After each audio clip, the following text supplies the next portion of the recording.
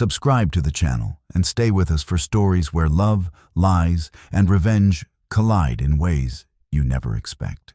My wife texted at 7:12 p.m. on a rainy Tuesday in late October. Business conference extended. Be home next week.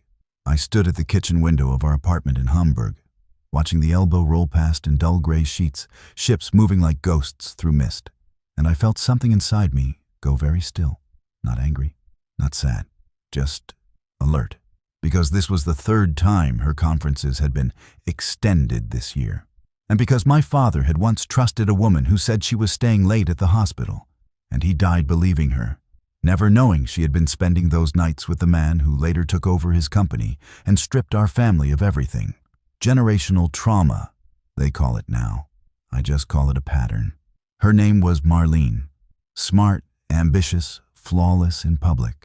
The kind of woman who never forgot birthdays, who baked bread on Sundays, who kissed me before work and said she was proud of me.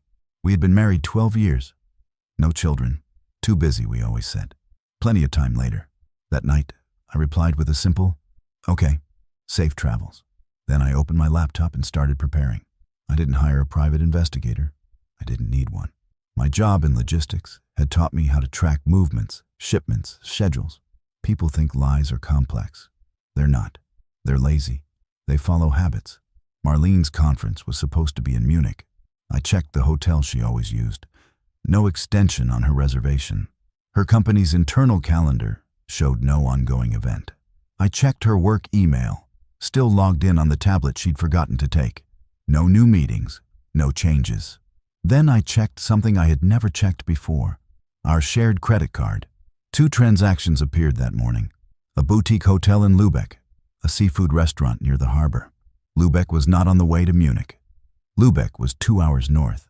Lübeck was also where my older brother Stefan lived. The room seemed to tilt slightly, like a ship shifting under weight. Stefan and I hadn't spoken in 3 years, not since our mother's funeral, when he'd accused me of manipulating her will, and I'd accused him of abandoning us when Dad got sick. We said unforgivable things. Then we stopped speaking entirely. But I had never imagined this. I drove to Lübeck the next morning under a sky so low and heavy, it felt like it might crush the roofs of the medieval houses into the canals. I parked near the old salt warehouses and waited. At 11:46 a.m., I saw her, Marlene, in a beige coat I'd bought her last Christmas, laughing as she stepped out of the hotel. And behind her, Stefan. My brother looked thinner, sharper, more confident than I remembered. His hand rested on the small of her back in a way that was intimate, casual, practiced. They kissed before walking toward the cafe by the water. I did not confront them. I did not cry. I did not drive away. I sat there and let the truth finish settling into every corner of my body.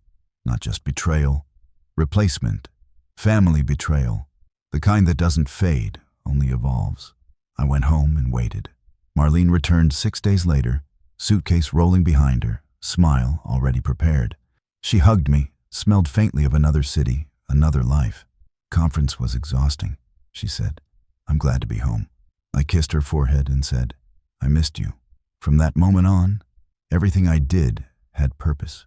I didn't want to expose them. I wanted to dismantle them. Stefan ran a small but growing real estate development firm. Risky investments, heavy loans, tight cash flow.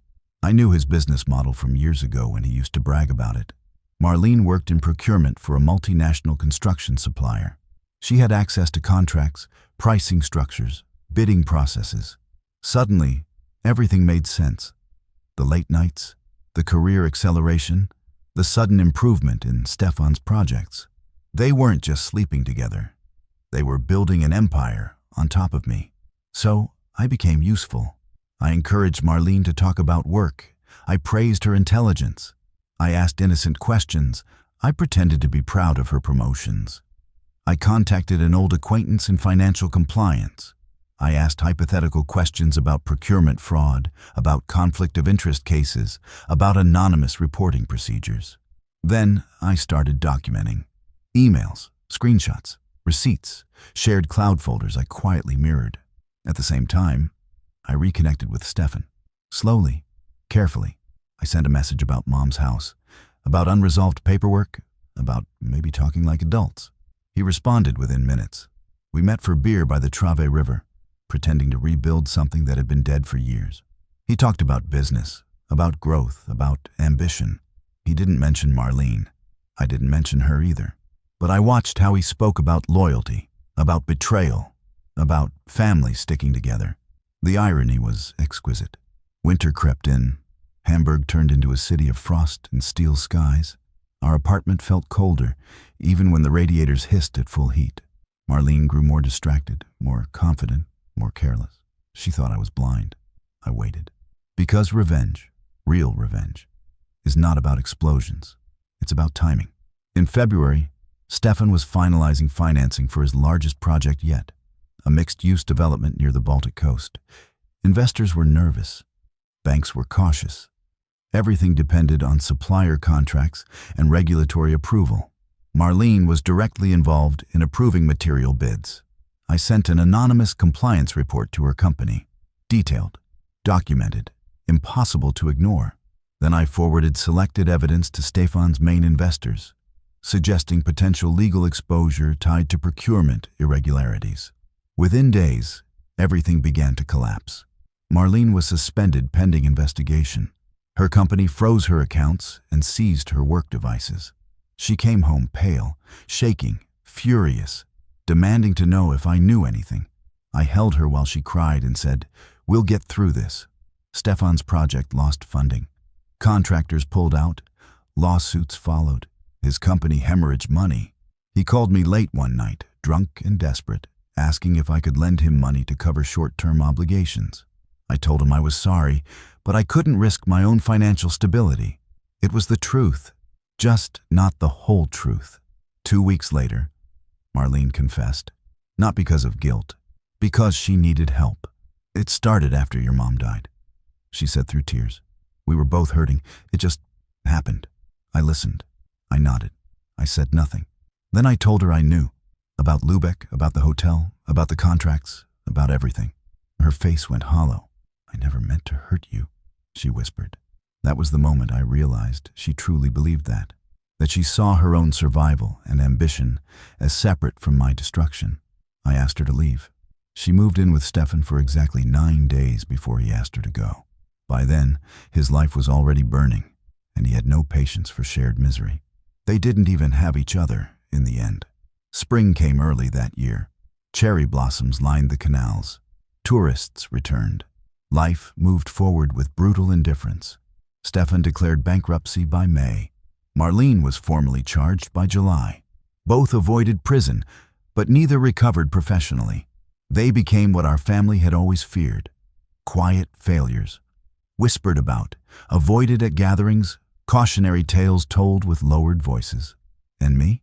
I sold the apartment, took a transfer to Copenhagen, started over in a city that smelled of salt and new beginnings. Sometimes I still think about that text message. Business conference extended. Be home next week. How casual it was. How confident. How unnecessary the lie turned out to be. My father once died believing in loyalty that didn't exist. I refused to repeat his mistake. Revenge didn't heal me, but it freed me from carrying their secrets. And sometimes, when I walk along the harbor at dusk and the water reflects the city lights like broken promises stitched together, I feel something close to peace. Not because they suffered, but because I finally chose myself.